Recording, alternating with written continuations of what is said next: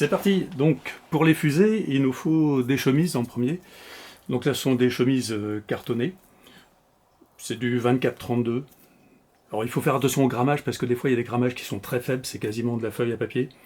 Là il faut vraiment que ça soit cartonné. Donc disons, là on a du 210 grammes par exemple et 220 grammes, c'est parfait. Donc il nous faudra aussi du tubiro. Donc c'est du tube d'électricien, ça se vend en 2 mètres. Dans un tube de 2 mètres, on peut en tirer 5, 5 de 40 cm à peu près. Donc c'est parfait pour ce qu'on veut faire. Donc c'est du tubiro 25 mm extérieur. Alors, quand on prend une chemise, on a bien sûr 2 feuilles. Nous, on va la couper en 2, de façon à avoir une seule feuille. Ça suffit pour faire une fusée. L'emplacement des éléments, en fait, ça va être ça. Ici, on a le corps de la fusée, la coiffe et les 4 ailerons. Alors, comment on va procéder? En fait, le plus simple, c'est de plier en 2 comme ça. Et puis, ça va nous permettre d'avoir 2 parties. Une fois qu'on l'aura coupé, bien sûr, plié, coupé, on aura 2 parties comme ça. Cette partie-là, on la laisse de côté, ça va être pour faire le corps de la fusée. Et ici, on replie en 2. Ça va nous donner 2 parties comme ça, après avoir été coupé en 2. Ça, on laisse de côté, c'est pour la coiffe. Et pour les ailerons, en fait, on replie en 2 comme ça. Et on va obtenir, si je retrouve mon petit bout de papier, voilà, c'est plus rapide que de découper devant la caméra, on va obtenir 2 morceaux comme ça. Alors, ça après, très simple, pour faire nos ailerons, en fait, il suffit de viser la diagonale ici, et hop, on coupe. Il n'y a rien de critique. Si c'est pas très droit, c'est pas grave. De toute façon, on rectifiera un peu les ailerons après, pour les raccourcir. Hop, et voilà, 4 ailerons ici. Alors, on va s'attaquer au corps de la fusée. Le corps de la fusée, en fait, on va prendre cette partie-là, et on va l'enrouler comme ça. Hop. Alors là, il faut faire attention. Là, c'est important parce que il ne faut pas que le tube soit serré dedans, sinon la fusée ne décollera jamais. Donc il ne faut pas non plus que ça soit trop lâche, sinon il va y avoir des fuites et la fusée ne va pas aller très haut. Donc l'idéal, c'est d'avoir quelque chose qui coulisse gentiment comme ça. Voilà. Alors, on va mettre un petit bout de scotch au milieu, au début. On vérifie, c'est bon. Un petit bout de scotch ici. Et un petit bout de scotch, je vérifie, au bout. Et là, comme le tube va être sous pression, il va falloir mettre du scotch tout le long. Parce qu'ici, là, on a une lèvre. Et alors, le mieux, c'est de le faire. Hop, si je mettais ça dans le bon sens, ça serait mieux. Le mieux, c'est quand même de le faire à 2. Hop là. Ici, tac. Et surtout, bien appuyer ici, pour que ça soit bien étanche. Parce que là, il va y avoir de la pression, si on n'appuie pas bien sur le scotch, ça risque de s'ouvrir. Hop, voilà, le corps de la fusée est prêt. Alors, si on imagine qu'on va envoyer de l'air de ce côté-là, en fait, il faut que l'autre bout ici soit étanche. Alors pour ça, on va réserver ici, on sort le tube et on le rentre à peu près d'1 centimètre comme ça. 1 centimètre à l'intérieur.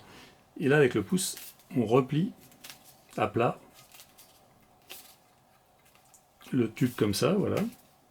Là, on va mettre du scotch. Le but du jeu, ça va être de le rendre étanche. Alors, théoriquement, avec 3 bouts de scotch, ça suffit. Mais on va vérifier quand même, on appuie bien. On va vérifier quand même que c'est bien étanche. Pour voir si c'est bien étanche, en fait, on retire le tube ici. Et on va poser ça sur les lèvres, on va souffler. Alors, surtout pas dans la bouche, parce que là, on va mouiller le tube. Après, il va se déchirer avec la pression. Donc, il faut vraiment poser sur les lèvres. Ici, on va souffler. Et on passe la main comme ça, le long. Ici, comme ça. Et on va voir, enfin, on va sentir plutôt s'il y a une fuite. S'il y a une fuite, on remet un petit bout de scotch. En mettant le tube avant, surtout parce que si on doit appuyer, bien sûr, il ne faut pas écraser le tube.